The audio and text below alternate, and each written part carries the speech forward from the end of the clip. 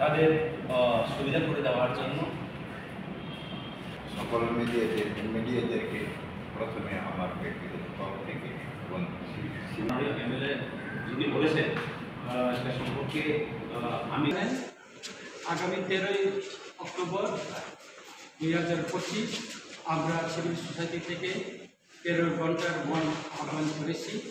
ছাত্র আন্দোলনের দাবিতে। কিন্তু বিভিন্ন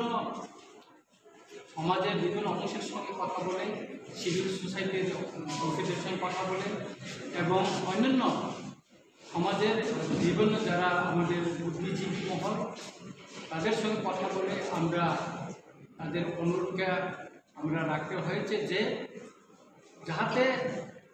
দেওয়ালির আগে অথবা কালী পূজার আগে ওনারা একটা অনুরোধ করেছেন আমাদেরকে যাতে আপনারা বনটা আহ্বান না করেন, আমাদেরকে যাহা থেকে আসা যাওয়া বা পূজা পার্বণের এই সিজনে যারা আপনারা বন না করেন তাদের তরফ থেকে আমাদের প্রতি একটা অনুরোধ রয়েছে যে আপনারা পূজার পরে যাবেন। তাই আমরা সিভিল সোসাইটির বিভিন্ন অংশের সঙ্গে আলোচনা করে আজ আমরা সিদ্ধান্ত নিয়েছি 13 তারিখ বলটা আগামী 23 তারিখ অক্টোবর 2025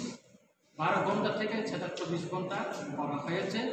ওই দিন ভোর 6টা থেকে পরের দিন ভোর 6টা পর্যন্ত বন চলবে।